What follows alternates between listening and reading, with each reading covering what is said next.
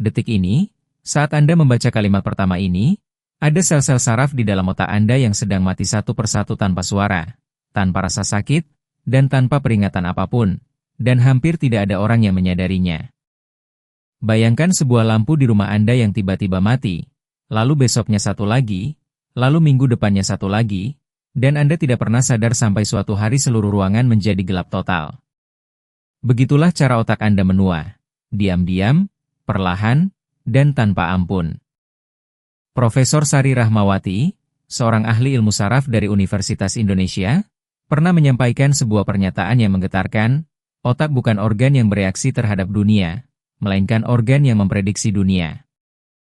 Otak Anda setiap detiknya sedang membuat perhitungan tentang apa yang akan terjadi selanjutnya, mempersiapkan tubuh Anda untuk merespon sebelum stimulus itu benar-benar datang. Namun mesin prediksi yang luar biasa canggih itu memiliki satu kelemahan fatal.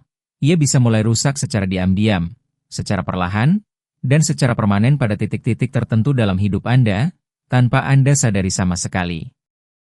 Jika Anda membaca tulisan ini sampai habis, malam ini bisa menjadi titik balik bagi kesehatan otak Anda. Cara menjaga otak tidaklah serumit yang Anda bayangkan. Sebaliknya, jika Anda berhenti membaca sekarang dan mengabaikan informasi ini, 10 tahun dari sekarang Anda mungkin akan menatap cermin dan bertanya-tanya mengapa Anda begitu pelupa, mengapa kata-kata yang dulu begitu mudah Anda ucapkan kini tersangkut di ujung lidah. Mengapa nama-nama orang yang Anda cintai kadang terasa kabur seperti bayangan di balik kaca buram. Dan saat itu Anda akan ingat bahwa ada satu hari di mana Anda punya kesempatan untuk mengubah segalanya tetapi memilih untuk tidak melakukannya. Otak manusia mencapai kematangan penuhnya pada usia sekitar 25 tahun, dan tragisnya, tepat pada titik itu pula proses penuaan otak mulai berjalan. Secara struktural, mulai usia 35 tahun, volume keseluruhan otak menyusut sekitar 0,2% setiap tahunnya. Hipokampus, yang merupakan pusat memori dan pembelajaran, menyusut lebih cepat lagi yaitu sekitar 0,5% per tahun. Dari segi berat, otak yang pada usia muda rata-rata memiliki berat sekitar 1.350 gram akan turun menjadi sekitar 1.200 gram ketika seseorang memasuki usia 80 tahun ke atas. Angka-angka ini mungkin terdengar kecil dan tidak signifikan, tetapi ketika Anda memahami bahwa setiap gram yang hilang itu membawa serta kenangan, kemampuan berpikir jernih, kemampuan berbahasa, dan kemampuan membuat keputusan yang tepat, maka angka-angka itu tiba-tiba menjadi sangat menakutkan. Penurunan fungsional otak bahkan terjadi lebih awal dari penurunan strukturalnya. Berdasarkan penelitian tim neuropsikologi dari Universitas Airlangga yang merujuk pada studi internasional, kemampuan penilaian instan atau refleks berpikir cepat mulai menurun sejak usia 29 tahun. Kemampuan mengingat kata-kata mulai berkurang sejak usia 35 tahun. Dan kemampuan memahami bahasa serta menyusun kalimat yang kompleks mulai menurun secara nyata setelah usia 54 tahun. Namun sebuah penelitian yang dipublikasikan dalam jurnal Nature Aging pada tahun 2024 mengubah pemahaman kita tentang penuaan otak secara dramatis dan mengejutkan. Penelitian ini menganalisis hasil MRI otak sekitar 10.000 orang di Eropa dan membandingkannya dengan sekitar 3.000 protein dalam darah mereka. Hasilnya menunjukkan bahwa ada 10 jenis protein inti yang berkaitan langsung dengan penuaan otak, dan kadar protein-protein ini mengalami perubahan yang sangat drastis pada 3 titik usia tertentu yaitu usia 57 tahun, 70 tahun, dan 78 tahun. Ini berarti otak Anda tidak menua secara gradual dan merata setiap tahunnya seperti lilin yang perlahan meleleh. Sebaliknya, otak Anda melewati 3 tebing, di mana penuaan terjadi secara tiba-tiba dan masif, seperti tanah longsor yang menghancurkan lereng bukit dalam sekejap. Penelitian dari Universitas Gadjah Mada yang merujuk pada studi Stanford juga menunjukkan hasil serupa, di mana tubuh secara keseluruhan mengalami penuaan drastis pada usia 34, 60, dan 78 tahun. Di mana posisi usia Anda sekarang relatif terhadap ketiga tebing ini akan sangat menentukan nasib otak Anda di masa depan. Sekarang mari kita bicara tentang kebiasaan hidup sehari-hari yang secara diam-diam mempercepat penuaan otak Anda dengan kecepatan yang mengerikan.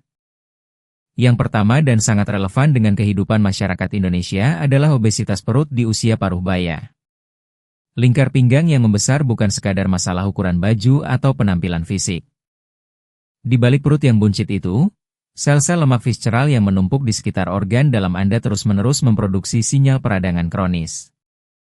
Sinyal-sinyal peradangan ini mengalir melalui aliran darah dan naik sampai ke otak, di mana mereka merusak sel-sel saraf dan mempercepat penumpukan protein amiloid yang merupakan penyebab utama penyakit Alzheimer. Berbagai penelitian internasional telah berulang kali membuktikan bahwa semakin parah obesitas perut seseorang pada rentang usia 35 hingga 55 tahun, semakin tinggi secara signifikan risiko mereka terkena Alzheimer di kemudian hari. Di Indonesia, di mana budaya makan bersama dengan porsi besar, gorengan sebagai camilan sehari-hari, dan minuman manis yang sangat populer, masalah ini menjadi semakin krusial. Pernahkah Anda bangun di pagi hari setelah makan besar di malam sebelumnya dan merasakan tubuh yang berat, kepala yang pusing, dan mata yang sulit terbuka? Perasaan itu bukan sekadar kelelahan biasa. Itu adalah respons peradangan sistemik yang dipicu oleh makan berlebihan dan pola makan yang tidak sehat, dan peradangan itu telah memengaruhi otak Anda. Namun penting untuk dipahami bahwa pendekatan terhadap masalah berat badan ini harus sangat berbeda tergantung usia Anda. Setelah usia 60 tahun, diet ketat yang bertujuan menurunkan berat badan secara drastis justru bisa menjadi bumerang yang berbahaya bagi otak. Ketika berat badan turun secara cepat pada usia lanjut, volume otak juga bisa ikut menyusut. Oleh karena itu, pada usia ini, yang jauh lebih penting bukanlah mengurangi berat badan, melainkan mempertahankan dan meningkatkan massa otot. Sel-sel otot memproduksi sebuah zat yang sangat penting bagi otak yaitu BDNF atau Brain Derived Neurotrophic Factor. Zat ini berperan krusial dalam membantu kelangsungan hidup sel-sel saraf dan mendorong pembentukan koneksi saraf baru di otak. Ketika massa otot Anda berkurang, produksi zat pelindung otak ini juga ikut berkurang. Hormon pertumbuhan yang dihasilkan tubuh juga terkait erat dengan massa otot dan memiliki pengaruh langsung terhadap kesehatan otak. Jadi ketika orang bilang bahwa menjaga kekuatan otot sama dengan menjaga otak, itu bukan sekadar kiasan atau motivasi kosong. Itu adalah fakta ilmiah yang didukung oleh puluhan penelitian. Di Indonesia, di mana banyak orang tua cenderung mengurangi aktivitas fisik setelah pensiun dan lebih banyak menghabiskan waktu duduk menonton televisi atau bermain gawai, penurunan massa otot ini terjadi dengan sangat cepat dan dampaknya terhadap otak sangat nyata. Kebiasaan berikutnya yang merusak otak secara langsung dan paling destruktif adalah merokok. Indonesia merupakan salah satu negara dengan jumlah perokok terbanyak di dunia, dan budaya merokok yang masih sangat kuat di berbagai kalangan masyarakat membuat masalah ini semakin mendesak untuk dibicarakan. Ketika seseorang menghisap rokok, nikotin mencapai otak hanya dalam hitungan detik. Kecepatan ini memicu ledakan dopamin yang membuat otak terasa seolah-olah menjadi lebih tajam dan lebih fokus. Tetapi pada saat yang bersamaan, pembuluh darah yang menuju otak mengalami penyempitan yang drastis. Pada awalnya, penyempitan ini terasa seperti stimulasi yang menyegarkan otak. Tetapi ketika hal ini terjadi berulang-ulang selama bertahun-tahun, dinding pembuluh darah menjadi keras dan menyempit secara permanen, kondisi yang dikenal sebagai aterosklerosis. Pembuluh darah yang sudah mengalami aterosklerosis, ketika kembali menyempit akibat sebatang rokok, bisa menyebabkan stroke mikro yang berulang tanpa gejala apapun yang bisa Anda rasakan. Ini disebut stroke tanpa gejala atau silent stroke, dan karena tidak ada rasa sakit, Anda tidak pernah menyadarinya. Yang Anda rasakan hanyalah bahwa seiring bertambahnya usia, Anda merasa semakin sulit berpikir jernih, semakin lambat dalam mengingat, dan semakin sering lupa. Dan Anda mengira itu hanya bagian normal dari penuaan, padahal rokok telah merusak otak Anda jauh melampaui proses penuaan alami. Kabar baiknya, penelitian internasional menunjukkan bahwa bahkan jika Anda berhenti merokok setelah usia 50 tahun, kecepatan penurunan kemampuan berbahasa Anda berkurang hingga setengahnya, dan kecepatan penurunan daya ingat melambat sekitar 20%. Efek berhenti merokok terhadap otak bersifat nyata dan langsung terasa pada usia berapapun Anda memutuskan untuk berhenti. Makanan yang Anda konsumsi setiap hari juga memiliki pengaruh yang sangat besar terhadap kecepatan penuaan otak Anda. Otak adalah organ yang mengonsumsi energi paling banyak di seluruh tubuh manusia, sehingga apa yang Anda makan secara langsung menentukan seberapa cepat atau lambat otak Anda menua. 3 musuh utama otak dalam hal makanan adalah garam, gula, dan lemak jenuh. Konsumsi garam yang berlebihan menyebabkan air di dalam sel-sel saraf tertarik keluar melalui prinsip osmosis, sehingga sel-sel saraf itu menyusut dan mengkerut. Di Indonesia, di mana masakan tradisional seringkali memiliki kadar garam yang tinggi, dari rendang, soto, bakso, hingga berbagai jenis sambal dan kecap, masalah ini sangat relevan dan patut mendapat perhatian serius. Gula memang terasa seperti sumber energi cepat bagi otak, tetapi konsumsi gula sederhana yang berlebihan meningkatkan risiko diabetes, dan diabetes secara perlahan merusak pembuluh darah yang pada akhirnya berdampak buruk pada otak. Di Indonesia, kebiasaan minum teh manis, kopi dengan gula berlebihan, dan berbagai minuman kemasan manis yang dikonsumsi setiap hari menjadikan masalah ini semakin serius. Namun dalam hal lemak, jawabannya bukan sekadar mengurangi semua jenis lemak. Otak Anda secara harfiah tersusun dari lemak, khususnya asam lemak omega-3 seperti DHA dan EPA yang merupakan bahan utama membran sel saraf. Lemak baik ini perlu ditingkatkan konsumsinya, sementara lemak jenuh yang menempel seperti kerak di dinding pembuluh darah dan menyebabkan aterosklerosis perlu dikurangi. Membedakan antara lemak baik dan lemak buruk adalah kunci penting dalam menjaga otak. Ikan laut seperti tongkol, kembung, dan salmon yang banyak tersedia di pasar-pasar Indonesia merupakan sumber omega-3 yang sangat baik. Waktu makan yang tidak teratur juga merupakan faktor yang mempercepat penuaan otak. Tubuh kita memiliki ritme biologis internal yang berputar berdasarkan jadwal makan. Ketika suatu hari Anda melewatkan sarapan, lalu hari berikutnya makan besar di tengah malam, dan pola ini terus berulang secara tidak konsisten, ritme biologis internal Anda menjadi kacau balau. Kekacauan ini tidak hanya menyebabkan gangguan pencernaan. Penelitian telah menunjukkan bahwa hal ini mempercepat penuaan otak secara keseluruhan.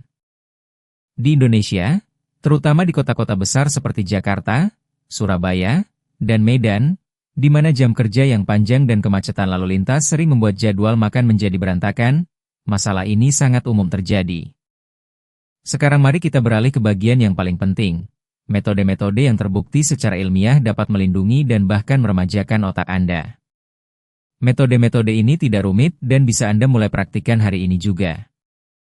Pernahkah Anda mengalami momen di mana ada sebuah kata yang sangat Anda kenal, kata yang sudah ratusan kali Anda gunakan, tetapi pada saat Anda ingin mengucapkannya, kata itu tiba-tiba menghilang dari ingatan Anda?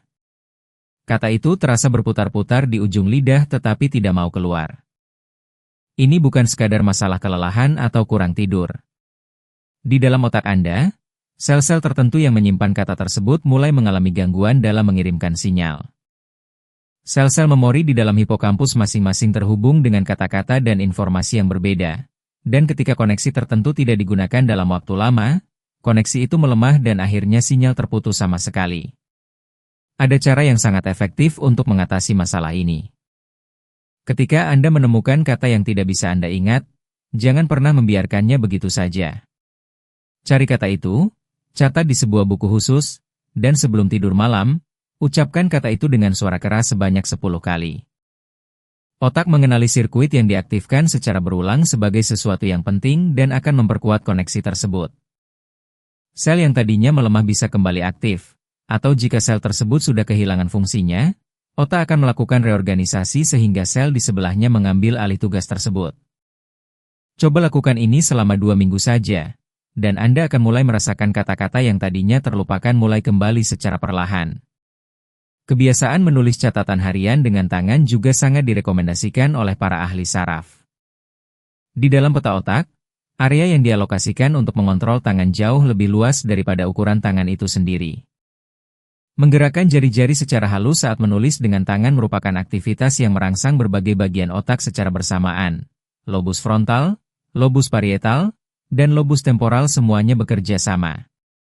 Ini sangat berbeda dari mengetik di keyboard yang merupakan gerakan repetitif sederhana. Menulis tangan bukan sekadar memasukkan data. Ini adalah operasi kompleks yang melibatkan seluruh otak, termasuk mengaktifkan korteks prefrontal dan korteks motorik secara simultan, yang merupakan salah satu dari sedikit kebiasaan sehari-hari yang bisa melakukan hal tersebut. Efeknya menjadi semakin kuat ketika Anda menambahkan catatan emosi dalam tulisan Anda. Jangan hanya menulis apa yang terjadi hari itu, tuliskan juga apa yang Anda rasakan dalam situasi tersebut. Proses ini merangsang sistem limbik yang mengatur emosi sekaligus hipokampus yang menyimpan memori, sehingga area otak yang luas bekerja sama secara terkoordinasi. Di Indonesia, tradisi menulis surat dan catatan harian sebenarnya pernah sangat kuat di generasi sebelumnya. Dan menghidupkan kembali kebiasaan ini bisa menjadi hadiah terbaik yang Anda berikan untuk otak Anda. Menghafal 5 kata baru setiap hari juga memberikan manfaat yang sangat besar bagi otak. Bisa kata-kata dalam bahasa asing seperti bahasa Inggris atau bahasa Arab, atau bahkan aksara Jawa dan aksara Sunda yang merupakan warisan budaya Indonesia yang sangat kaya. Aksara-aksara tradisional ini bersifat simbolis sehingga ketika Anda menghafal bentuk hurufnya sambil menghubungkannya dengan maknanya, otak Anda menggunakan kemampuan spasial dan memori secara bersamaan. Pada awalnya, Anda mungkin akan menghafal sebuah kata lalu melupakannya keesokan harinya. Itu tidak masalah sama sekali. Yang penting adalah tindakan memberikan stimulus baru kepada otak Anda setiap hari. Ketika otak menerima stimulus yang sama berulang-ulang, ia akan menghemat energi dengan memproses stimulus itu secara otomatis menggunakan jalur yang sudah ada. Tetapi ketika stimulus baru masuk, otak harus membangun sirkuit baru, dan proses pembangunan sirkuit baru inilah yang menjaga otak tetap aktif dan muda. Untuk menjaga otak tetap muda, Anda harus terus-menerus memberikan tantangan baru kepada otak Anda. Kita juga tidak bisa membicarakan kesehatan otak tanpa membahas olahraga.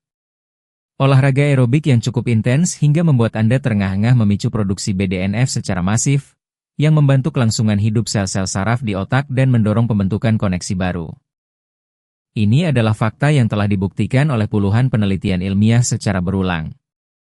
Di antara berbagai jenis olahraga, yang paling efektif untuk otak adalah olahraga yang mengharuskan Anda mengingat urutan dan gerakan tertentu. Cobalah mengikuti video senam atau tarian berdurasi 5 hingga 6 menit yang banyak tersedia di platform video online. Proses menghafal urutan gerakan, menyelaraskan tubuh dengan musik, dan mengantisipasi gerakan selanjutnya mengaktifkan berbagai area otak secara bersamaan.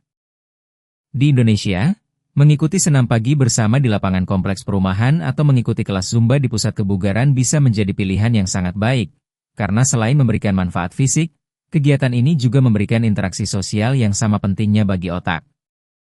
Tidur merupakan pilar utama lainnya dalam menjaga kesehatan otak. Di dalam otak terdapat sebuah sistem pembersihan mandiri yang disebut sistem glimfatik. Sistem ini hanya aktif sepenuhnya saat Anda berada dalam fase tidur nyenyak. Ketika sistem ini bekerja, cairan cerebrospinal mengalir di antara sel-sel otak dan membersihkan protein-protein beracun serta limbah metabolik yang menumpuk selama Anda terjaga di siang hari. Salah satu limbah yang dibersihkan oleh sistem ini adalah protein amiloid, zat yang merupakan penyebab utama penyakit Alzheimer. Ketika Anda kurang tidur secara kronis, pembersihan otak ini terjadi secara tidak sempurna setiap malam, dan limbah beracun itu menumpuk sedikit demi sedikit dari hari ke hari, dari minggu ke minggu, dari tahun ke tahun. Tidur bukan waktu istirahat, tidur adalah waktu pemeliharaan fisik di mana otak Anda secara harfiah dicuci bersih. Anda perlu memperhatikan baik durasi maupun kualitas tidur Anda. Di Indonesia, kebiasaan begadang yang sangat umum, baik karena bekerja lembur, bermain gawai hingga larut malam, atau menonton siaran langsung pertandingan sepak bola, secara diam-diam membahayakan otak Anda setiap malam. Lalu bagaimana cara membedakan antara pikun biasa yang merupakan bagian normal dari penuaan dan tanda-tanda awal yang mengarah ke demensia? Kuncinya terletak pada apakah Anda sendiri menyadari bahwa ada yang tidak beres dengan ingatan Anda. Jika Anda sendiri yang pertama kali merasa bahwa ingatan Anda menurun, jika Anda sendiri yang mengeluh bahwa Anda semakin pelupa, maka dalam kebanyakan kasus, itu justru merupakan tanda yang baik. Itu berarti kemampuan metakognisi Anda, kemampuan untuk mengenali dan menilai kondisi mental Anda sendiri, masih berfungsi dengan baik, dan ini menunjukkan bahwa apa yang Anda alami kemungkinan besar adalah penuaan kognitif yang normal, bukan demensia. Sebaliknya, situasi yang jauh lebih berbahaya adalah ketika keluarga dan orang-orang di sekitar Anda menyadari bahwa ada perubahan yang mengkhawatirkan pada diri Anda, tetapi Anda sendiri sama sekali tidak merasa ada masalah. Ketika kemampuan konsentrasi, bahasa, orientasi ruang, dan pengambilan keputusan masih normal tetapi memori sudah runtuh total. Itulah tanda-tanda dari gangguan kognitif ringan yang bisa berkembang menjadi demensia. Jika seseorang tidak mampu mengenali keanehan dalam dirinya sendiri, maka keluargalah yang harus waspada dan bertindak lebih dulu. Sebuah penelitian yang dilakukan selama 25 tahun oleh tim peneliti dari universitas di Amerika Serikat memberikan kita harapan yang sangat kuat. Dalam penelitian ini, mereka mempelajari sekelompok orang yang disebut superager, individu berusia 80 tahun ke atas yang memiliki daya ingat dan kemampuan kognitif setara dengan orang berusia 50-60 tahun. Ketika otak 9 orang super ager ini disumbangkan setelah mereka meninggal dan dibedah untuk diteliti, hasilnya menunjukkan dua perbedaan yang sangat mencolok dibandingkan dengan otak orang seusia mereka pada umumnya. Pertama, sementara orang lanjut usia biasa kehilangan volume otak sekitar 2,24% per tahun, para super ager ini hanya kehilangan sekitar 1,06%. Artinya kecepatan penuaan otak mereka kurang dari setengahnya. Kedua, otak mereka mengandung neuron von Economo, sel saraf yang terkait dengan kecerdasan sosial, dalam jumlah 5 kali lebih banyak daripada orang lanjut usia biasa. Neuron-neuron khusus ini berkaitan dengan kemampuan penilaian intuitif, pengenalan emosi, dan pembentukan ikatan sosial yang mendalam, dan merupakan sel yang unik pada manusia. Penelitian terbaru yang dipublikasikan dalam jurnal Neuron juga mengungkapkan fakta yang bahkan lebih menakjubkan lagi. Tim peneliti gabungan dari beberapa universitas besar menemukan bahwa para super ager ini menghasilkan sel-sel saraf baru di hipokampus dengan kecepatan 2 kali lipat lebih cepat dibandingkan orang lanjut usia yang sehat secara umum. Ini membuktikan bahwa otak tidak ditakdirkan untuk terus merosot, otak memiliki kemampuan untuk terus memperbarui diri. Kebiasaan hidup yang menjadi ciri khas para super ager ini sangat jelas dan konsisten. Mereka semua mempertahankan hubungan sosial yang bermakna secara rutin, tidak pernah berhenti belajar hal-hal baru, dan tetap melakukan aktivitas fisik secara teratur tanpa henti. Dan yang menarik, mereka juga tidak menghindari tantangan emosional yang sulit. Mereka menghadapinya secara langsung dengan keberanian dan keterbukaan. Sebuah penelitian dari universitas di Amerika Serikat yang mengikuti lebih dari 2.000 orang berusia di atas 50 tahun selama 10 tahun menemukan bahwa orang yang merasa kesepian memiliki risiko terkena demensia 40% lebih tinggi dibandingkan mereka yang tidak merasa kesepian. Ini bukan sekadar masalah psikologis atau perasaan semata. Proses berbicara dan berinteraksi dengan orang lain merupakan aktivitas kognitif yang sangat kompleks bagi otak. Mendengarkan ucapan lawan bicara, memahami maknanya, memilih kata-kata yang tepat untuk merespons, membaca ekspresi wajah, dan memproses emosi. Seluruh rangkaian proses ini mengaktifkan berbagai area otak secara simultan. Di Indonesia, fenomena ini sangat relevan terutama bagi mereka yang sudah pensiun atau yang anak-anaknya sudah dewasa dan tinggal terpisah. Ketika frekuensi percakapan dan interaksi sosial menurun drastis, intensitas stimulasi otak juga ikut anjlok secara tajam.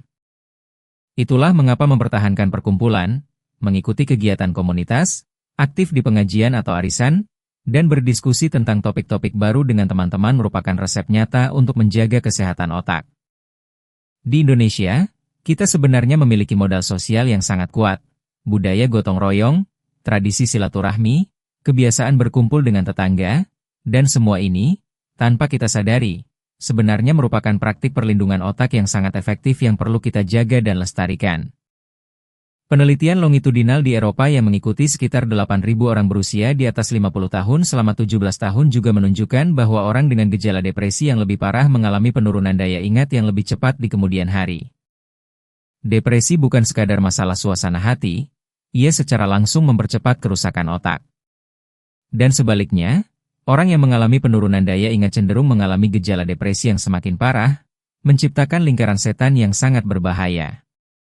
Jika Anda merasakan suasana hati yang terus-menerus menurun dan tidak kunjung membaik, jangan anggap itu sebagai masalah emosional biasa yang bisa diatasi sendiri. Carilah bantuan profesional secara aktif. Di Indonesia, stigma terhadap kesehatan mental masih cukup kuat, tetapi memeriksakan kondisi mental Anda ke psikolog atau psikiater adalah tindakan yang sama pentingnya dengan memeriksakan tekanan darah atau kadar gula darah Anda.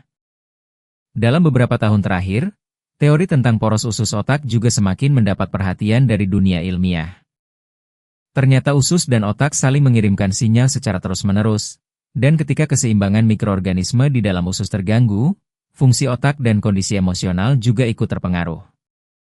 Sebuah penelitian bahkan menunjukkan bahwa orang yang mengalami sembelit kronis memiliki risiko terkena Alzheimer sekitar 2 kali lipat lebih tinggi. Makanan yang kaya serat seperti sayur-sayuran, buah-buahan, dan biji-bijian, serta makanan fermentasi seperti tempe, oncom, dan tape yang merupakan makanan tradisional Indonesia, ditambah dengan konsumsi air putih yang cukup, merupakan cara untuk menjaga kesehatan poros usus otak ini. Indonesia sangat beruntung memiliki tradisi konsumsi tempe yang sudah mengakar kuat dalam budaya kuliner sehari-hari, karena tempe merupakan salah satu makanan fermentasi terbaik di dunia yang sangat bermanfaat bagi kesehatan usus dan pada akhirnya kesehatan otak. Tim peneliti dari Institut Teknologi Federal Swiss di Lausanne berhasil melakukan eksperimen di mana mereka memprogram ulang sel-sel saraf pada tikus yang sudah tua sehingga daya ingat tikus-tikus tersebut pulih kembali ke tingkat tikus muda yang sehat. Meskipun penelitian ini belum bisa langsung diterapkan pada manusia, ia memberikan bukti yang sangat penting bahwa otak memiliki plastisitas yang jauh lebih besar daripada yang selama ini kita kira. Otak bukan organ yang kaku dan tidak bisa diperbaiki. Ia memiliki kemampuan luar biasa untuk beradaptasi, memperbaiki diri, dan membangun kembali koneksi-koneksi yang telah hilang, asalkan diberikan stimulus dan kondisi yang tepat. Jika seluruh prinsip kesehatan otak ini harus dirangkum dalam satu kalimat, maka kalimat itu adalah, berikan otak Anda pengalaman baru tanpa henti. Menempuh jalan yang sama setiap hari untuk pergi dan pulang kerja, bertemu dengan orang yang itu-itu saja, menonton channel yang sama, memakan makanan yang sama, dan melakukan rutinitas yang persis sama dari hari ke hari. Semua ini tidak memberikan tantangan apapun kepada otak Anda. Otak hanya membangun sirkuit baru ketika ia harus memproses sesuatu yang belum pernah ia temui sebelumnya. Berjalan-jalan di kampung atau lingkungan yang belum pernah Anda kunjungi, menyikat gigi dengan tangan yang biasanya tidak Anda gunakan, membaca buku tentang topik yang sama sekali asing bagi Anda, berbincang dengan orang yang baru Anda temui di warung kopi atau di masjid setelah sholat. Mencoba memasak resep makanan dari daerah lain di Indonesia yang belum pernah Anda coba, semua hal kecil yang terasa asing ini mengirimkan sinyal kepada otak Anda bahwa ia masih dibutuhkan, bahwa masih ada hal baru yang perlu dipelajari, bahwa masih ada jalan baru yang perlu dibangun.